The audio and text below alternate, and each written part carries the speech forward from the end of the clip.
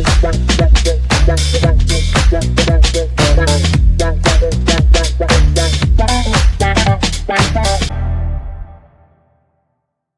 right, so are you ready to dive into something pretty deep today? Oh, yeah, let's do it. Okay, awesome. So we're going to be tackling Elohim. And not just as like a name you know, but as a way to understand the Bible maybe even differently than we ever have before. And, you sent over some really fascinating sources in Portuguese. And let me tell you, these are not your typical Sunday school interpretations. Yeah, they're definitely not. So what's really interesting about these sources is they challenge a fundamental assumption I think many of us have about the Bible. Right. This idea that God is a singular being. Exactly. And these sources suggest that Elohim, which is often translated as God, might actually refer to a plurality of powerful beings. Yeah, a group. Okay, so we're not just talking about like angels or demons or something. This is something much more fundamental. Now, you mentioned these sources rely heavily on the work of Mauro Biglino and Paul Wallis. Who are they, and what makes their perspective so unique? Well, Mauro Biglino is an Italian scholar who specialized in ancient Hebrew. And get this, he actually worked as a Bible translator for a Vatican-approved publisher. Whoa, wait a minute. He worked for the Vatican. That's pretty wild. You'd think they would be the least likely to entertain these ideas. Right. So what did Biglino find in those translations that led him down this path? Well, he argues that when you look at the Hebrew text without any preconceived notions, the plural nature of Elohim is actually pretty clear. It's not just a grammatical quirk. It really seems to point to a group of beings. Okay, so we've got this really intriguing idea, but is there actual evidence in the Bible itself that supports this, like, Elohim as a plurality concept? Oh, absolutely. Take Genesis 1.2, for example. It talks about the sons of Elohim taking wives from the daughters of men. If we're taking Elohim as a plural entity, this passage suggests a distinct group, separate from humans actually interacting with us. So if these sons of Elohim aren't human, then who are they? Are they like the gods we see in other ancient mythologies? Well, that's a great question. And the sources offer some intriguing possibilities. Some scholars suggest that they could be beings of a higher order, perhaps even responsible for shaping certain aspects of creation or human development. Okay, so Genesis 1.2 definitely plants that seed of doubt, about the singular God idea. But is this a one-off thing, or does this concept pop up elsewhere in the Bible? No, it's definitely not a one-off. The sources highlight several other passages that support this pluralistic view. Look at Genesis 31.53, for example, where Jacob and Laban are making a pact and call upon the Elohim of their ancestors to witness it. It's almost as if they're invoking different patron deities, each family having its own Elohim. It's like they're not all worshiping the same singular God, but different powerful beings within this larger Elohim group. Then, when Jacob wrestles with the angel in Genesis 32, could that be another encounter with one of these beings? That's precisely the kind of question these sources encourage us to ask. If we look at these events through the lens of Elohim as a plurality, these stories take on a whole new dimension. Okay, my mind is officially blown. So we've got these intriguing hints about multiple Elohims scattered throughout Genesis. But what about the other names used for God in the Bible? Like, do El and Elion fit into this interpretation too? They do, and that's where things get even more fascinating.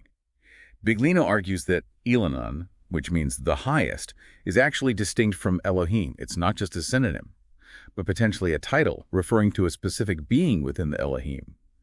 The sources also mention scholar Michael Heiser, who supports this idea, that Elohim encompasses a range of powerful beings, not just a single all-encompassing God. So we're not just talking about semantics here. We're talking about like a whole different cosmology, a divine hierarchy, maybe even like a power dynamic between these different beings. So what does all this mean for our understanding of the Bible as a whole? Well, it opens up a Pandora's box of questions. And that's where we'll delve deeper in the next part of this deep dive. We'll explore how this pluralistic view of Elohim could reframe our understanding of some key biblical narratives, from the Tower of Babel to the Ten Commandments. Yeah, sounds good. Yeah. Okay, so welcome back. We're picking up right where we left off, exploring the idea that Elohim might represent a whole group of powerful beings, not just this one solitary God. It's definitely a mind-blowing concept. But it raises a huge question, like, if this interpretation is so evident in the original Hebrew, why isn't it more mainstream? What happened? That's where things get really, really interesting. Our sources point to a few possible scenarios. One idea is that as the Hebrew people evolved, their beliefs naturally shifted toward a more singular, all-powerful God.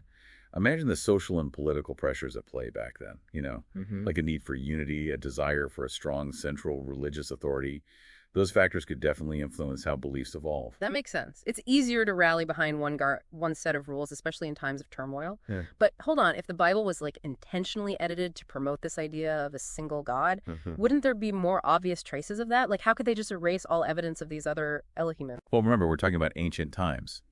Literacy was limited, and most people relied on priests to interpret the scriptures for them.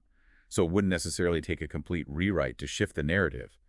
Subtle changes in wording, a strategic emphasis on certain passages over others, those could be enough to subtly steer people toward a more monotheistic understanding. It's like a historical game of telephone, but with potentially huge GE implications for how people understood their world and their relationship with the divine. Now, our sources mention that scholar Paul Wallis points to a specific period when this editing might have taken place. Can you tell me more about that? Yeah, Wallis believes that the push for monotheism really gained traction around the 6th century BC. This was a period when the Hebrew Bible was heavily edited. It was a time of upheaval and change for the Hebrew people exiled the destruction of the First Temple.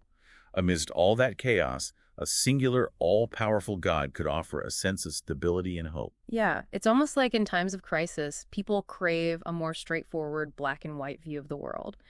And a single God just fits that narrative better than a whole council of potentially conflicting deities. But if this editing was happening, who was driving it? Who stood to gain from promoting this singular God concept? Well, the sources suggest that the priestly class in Jerusalem might have played a key role. Remember, they were the keepers of the scriptures, the ones responsible for interpreting them for the masses. A more centralized monotheistic religion would have given them a huge boost in authority.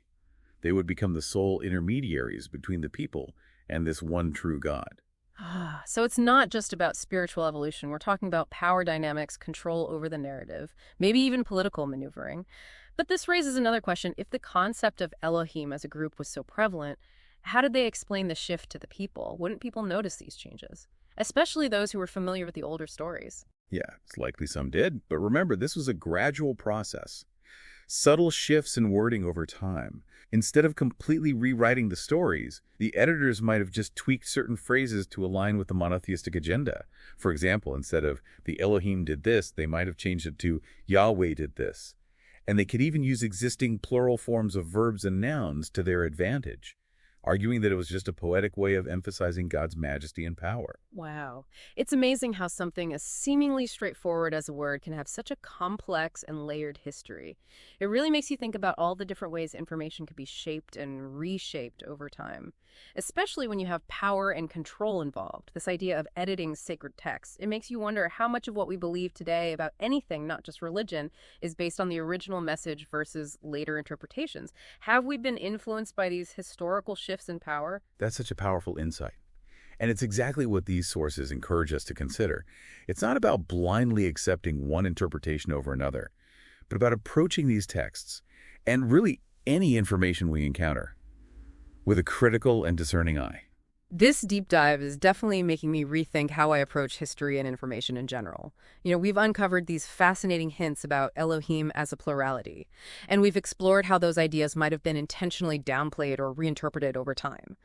But what I'm really grappling with now is, what are the implications of this? If we embrace this idea of Elohim as a group of powerful beings, how does that change your understanding of the big questions, Humanity's place in the universe, good versus evil, even the meaning of life? Those are the million-dollar questions.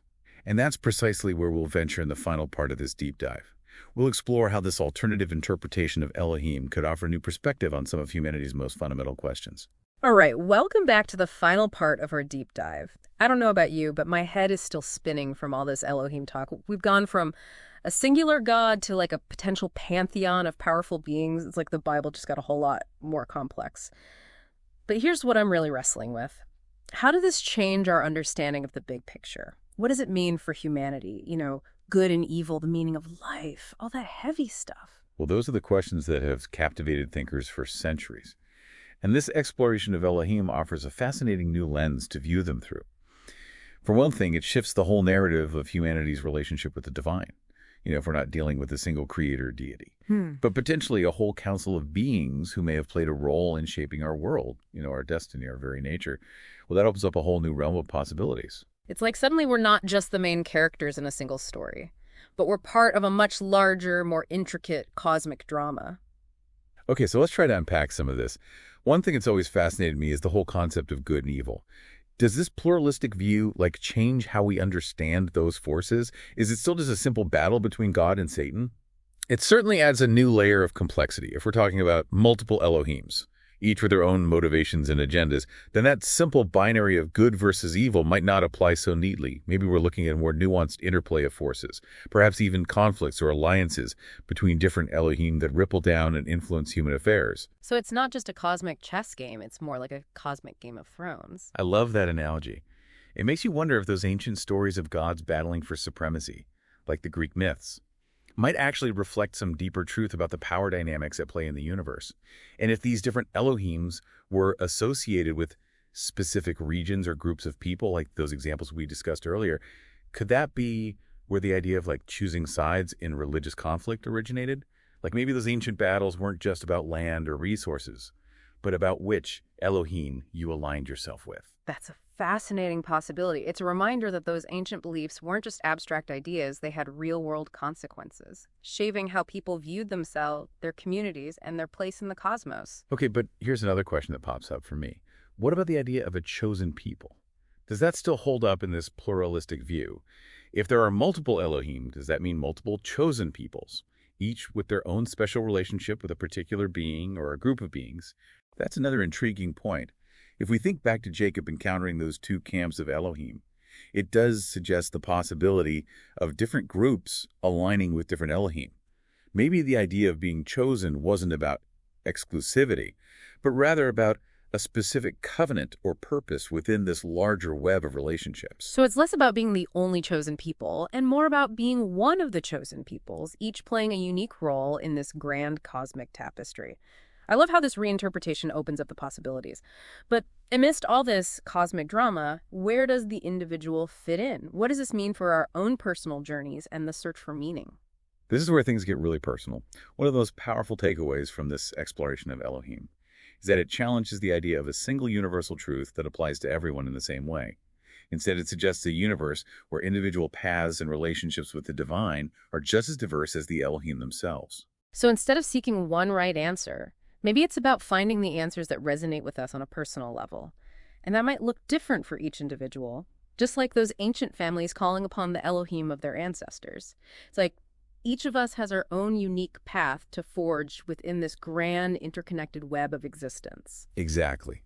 And the sources we've been exploring emphasize the importance of questioning, of being open to different interpretations, and ultimately of coming to our own conclusion. It's not about blindly accepting dogma, but about engaging with these ideas, wrestling with them, and discovering what resonates with our own hearts and minds. Well, this has been one mind-blowing deep dive. It's like we've peeled back layers of interpretation and discovered a whole new way of understanding the Bible, ancient beliefs, and maybe even our own place in the universe. What started with a simple name, Elohim, has led us to question assumptions and explore possibilities I never even imagined before. And that's the beauty of exploration.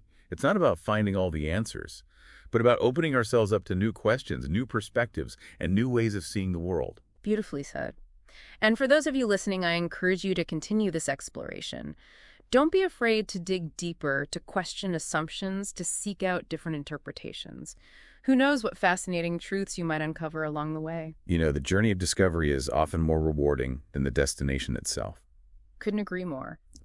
Well, that brings us to the end of our deep dive into the fascinating world of Elohim. Thanks for joining us on this journey of discovery, and until next time, keep exploring.